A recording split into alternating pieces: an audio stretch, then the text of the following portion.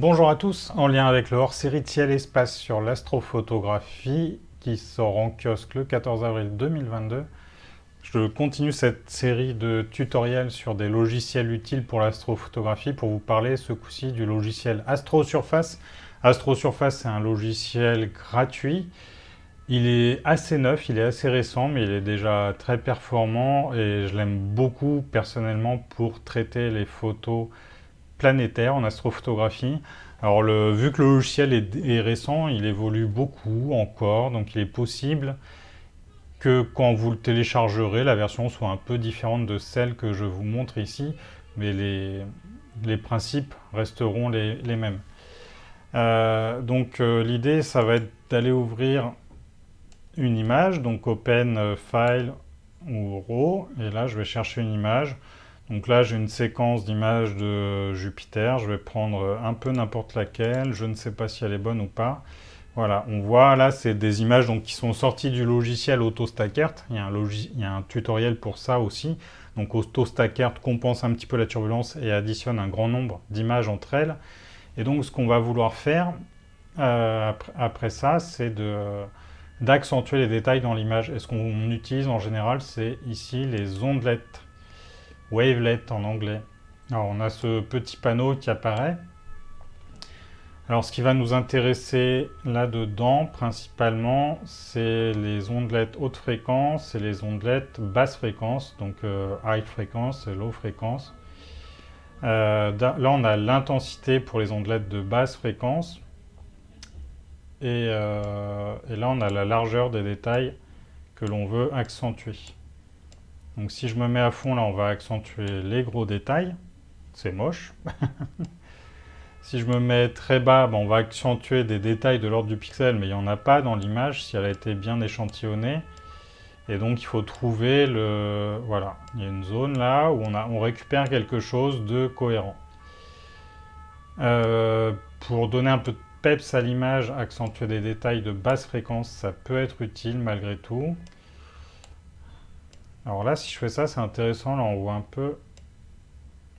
voit un peu des formes de patch qui apparaissent dans l'image. Ça, j'aime pas trop. C'est des artefacts qui sont liés à AutoStacker. Donc ça veut dire que le traitement dans AutoStacker n'est peut-être pas optimum. Bon, en tout cas, là, mes basses fréquences, si j'en ajoute, je vais mettre quelque chose de très faible. Ou peut-être ne pas en mettre du tout.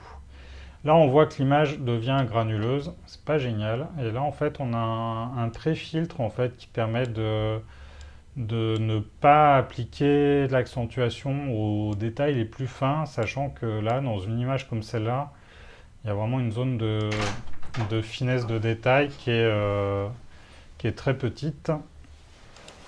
Donc, on peut cocher, décocher, ajuster le paramètre comme on veut.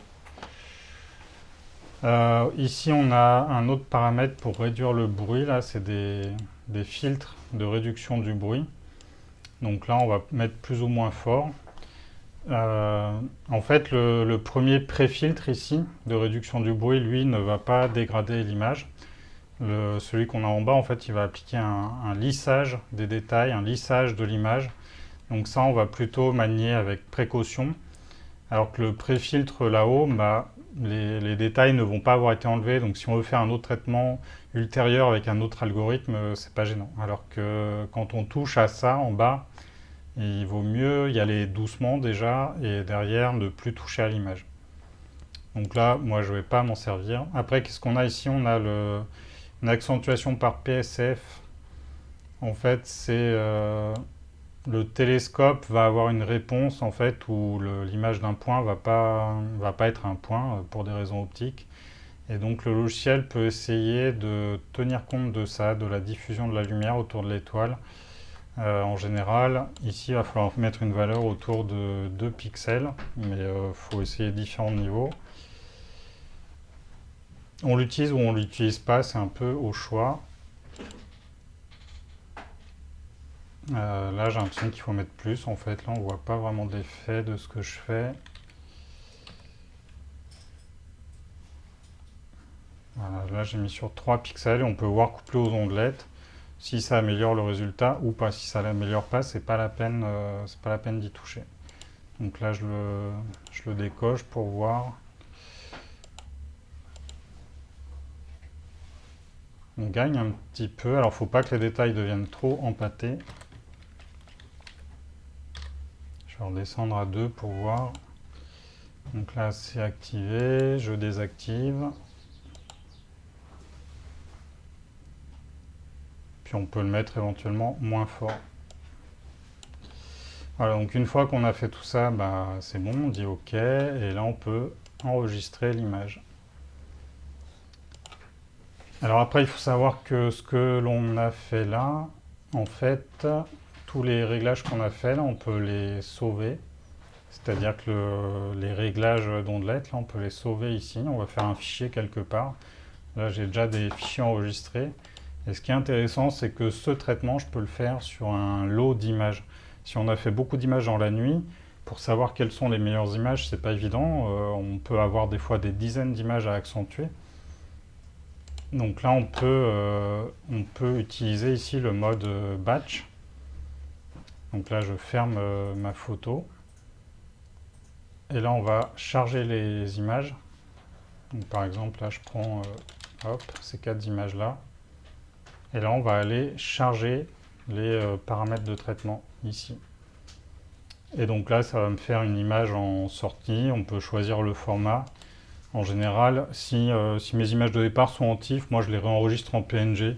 C'est 2 formats qui sont équivalents, mais ça me permet de ne pas me tromper, de ne pas mélanger les images de départ et les images de sortie. Et là, il y a juste à faire traitement.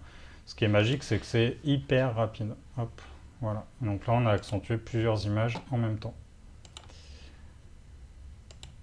Alors, je vais réouvrir une image. Hop. On va de nouveau l'accentuer vite fait pour montrer une dernière chose. Tiens, celle-là est meilleure que ma précédente.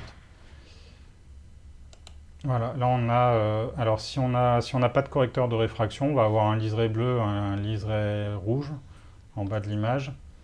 Ça on ne souhaite pas, donc ces problèmes-là de réfraction atmosphérique, on peut les corriger ici. Là on voit, j'ai décalé la couche rouge de l'image de 2 pixels, on voit le bord haut qui devient rouge. Là, j'ai pas d'exemple en fait où parce que j'utilise un correcteur et il est bien réglé sur le télescope. Mais en tout cas, voilà, si on a ce genre de problème, on peut ici corriger un peu. Et donc, on va décaler la couche rouge et la couche bleue. Ça peut être haut, bas, droite, gauche. Enfin, en tout cas, voilà, il faut savoir qu'il y a cet outil qui existe. On peut faire des réglages après complètement basiques de saturation, pourquoi pas. Là, c'est beaucoup trop, c'est moche. On peut faire des réglages de balance des blancs. Donc là, c'est un réglage qui est automatique, qu'on va appliquer plus ou moins fort. Ici, en même temps, on peut ajuster la luminosité de l'image. Et puis bon, après, voilà, il y a tout un tas de choses très basiques qu'on retrouve partout dans les autres logiciels. Le gamma pour apporter un peu de contraste ou en enlever. Et une fois qu'on a traité notre image, on a encore des filtres pour corriger le bruit. Là, c'est le bruit lié aux couleurs. Ça ne va pas enlever de détails, mais ça va enlever de l'information couleur à petite échelle si j'y vais trop fort. Je peux le mettre à fond d'ailleurs, voir ce qui se passe. Voilà, on voit que l'image se désature un peu. Donc ça, on n'en abuse pas, on peut le mettre comme ça. Alors tout ce que je suis en train de montrer là, en fait, on retrouve tous ces filtres. On retrouve tous ces filtres ici dans les menus. Là, il y a un réglage pour le bruit. Donc là, de nouveau, on peut réduire le bruit si on ne l'a pas fait suffisamment au moment des ondelettes. Et voilà. Et donc, c'est à peu près tout pour ce logiciel. Donc, si vous avez aimé cette vidéo, n'hésitez pas à laisser un commentaire, un pouce bleu, et surtout, n'oubliez pas de liker la chaîne de Ciel et Espace. Et dernière chose importante, là, le hors-série sur l'astrophotographie, vous pouvez le retrouver en kiosque donc pendant 2 mois, à compter du 14 avril. Et puis au-delà de cette date, vous pouvez tout à fait le retrouver en version numérique sur le site de ciel et espace. Et il est aussi disponible sur commande en version papier, et ça, c'est jusqu'à épuisement des stocks. Je vous dis à bientôt et bon ciel!